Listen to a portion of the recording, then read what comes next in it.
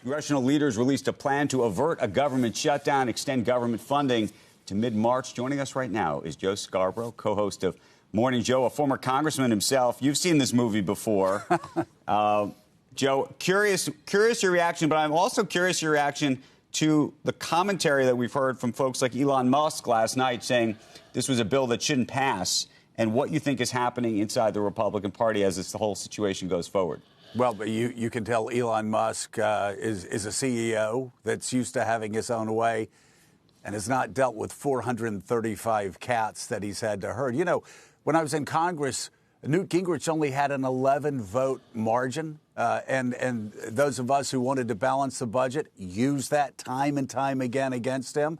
And so you're able to force a speaker, you're able to force leadership more to the will of a smaller group, in our case, of more conservative deficit hawks. Here, though, what's fascinating is for all the talk of a landslide victory, this was a 1% win. And you look at the House of Representatives, you've got a 1-vote margin at the end of the day.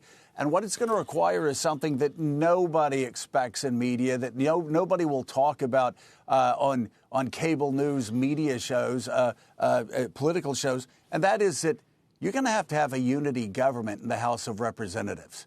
What we're seeing this time, today, where you're going to have a continuing resolution where Mike Johnson, the Speaker, is going to have to depend on Democrats stepping up to vote for his bill while some of the more conservative members are against it. You're going to see time and time again, because there are always going to be defections. There are always members of Congress that want to be governors next term or that want to be senators next term. And so they're not going to blindly go along with what House leadership wants. And when that happens, you've got to talk to Democrats. So you're actually going to I think we're going to have more cooperation in the House of Representatives than anyone would expect.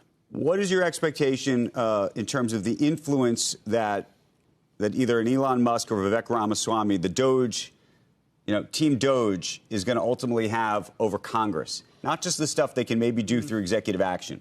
Not a lot.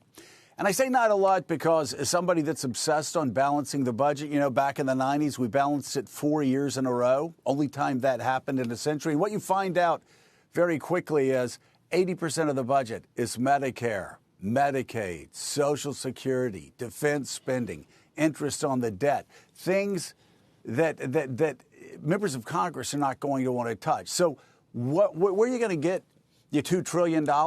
Well, first of all, you're not unless you go to where the money is. And I just told you where 80% of the budget is. Are they going to really cut veterans benefits? No, I don't think so. At the end of the day, are they really going to cut infrastructure projects, kill infrastructure projects? I don't think so. I think the hope is that actually Elon Musk uses his vast talents to actually update and modernize a federal government that seems to be stuck technology-wise in the 80s or the 90s.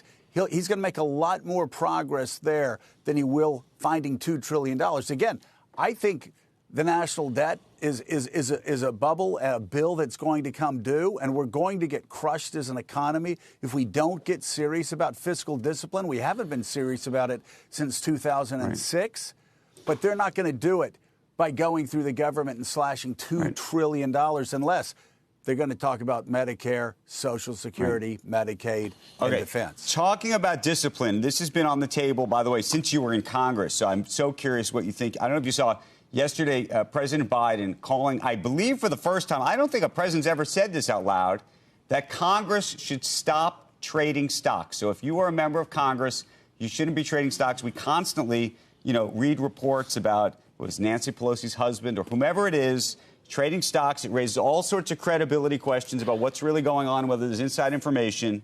What say you? You lived it.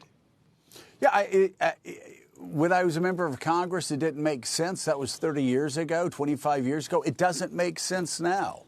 I mean, you have inside information. We saw it before the COVID crisis hit, before the COVID crash hit, there are a couple of Republican senators that appeared to be trading on information that they received beforehand.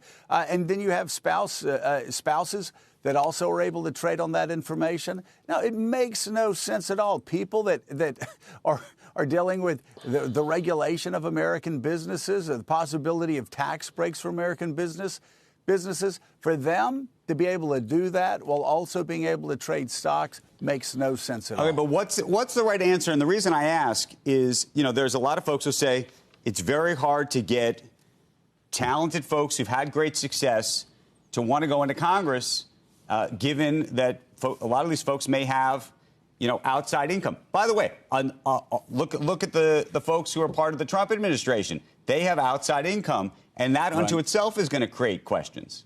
Well, I mean, I guess you could put it. Some members have put it into a blind trust that they have absolutely no control over, no say over. But it really, again, it needs to be done. We're actually seeing, though, a much bigger problem here, and I know Elizabeth Warren was talking about her concerns with Elon Musk using his position to gain commercial advantage.